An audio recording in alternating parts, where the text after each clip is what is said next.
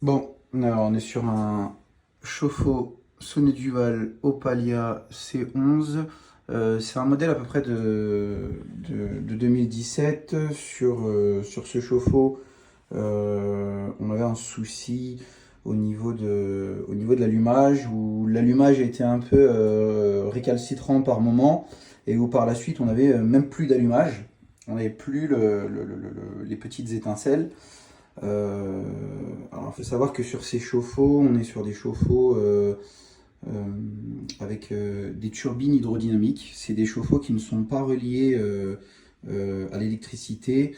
Et lorsque le courant d'eau passe par cette pièce-là, l'hydrogénérateur génère un courant, un tout petit courant continu de 4 ou 5 volts qui vient alimenter en basse tension cette petite carte électronique qui va déclencher au niveau des électrodes, qui va embrasser le gaz, et on va avoir la sonde d'ionisation qui va venir repérer la flamme.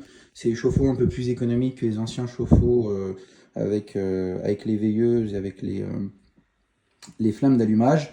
Sur ce modèle, bah, on avait le problème avec les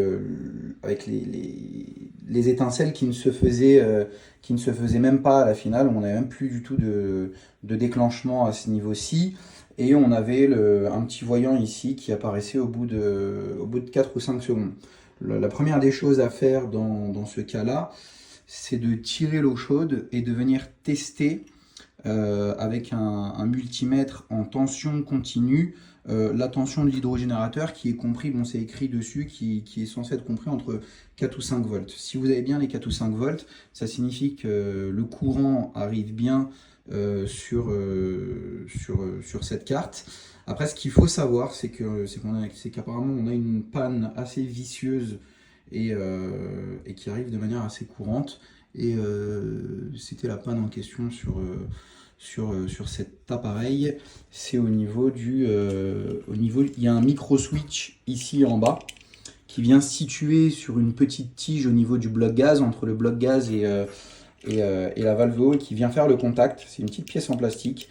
Et cette pièce-là génère des pannes récurrentes. Alors on peut avoir le symptôme où de temps en temps le chauffe-eau va s'allumer lorsqu'on tire très fort et il ne va pas s'allumer. Et en définitive, ça peut mettre totalement le chauffe-eau en rupture. En tout cas, si vous avez ce type de problème sur ce chauffe-eau et que vous souhaitez changer une pièce, euh, concentrez-vous vraiment sur cette pièce-là euh, qui a l'air assez fragile. Et la référence de cette pièce, c'est celle-ci.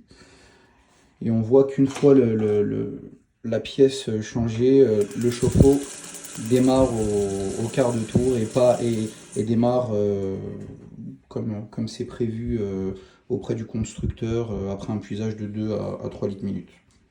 Voilà tout.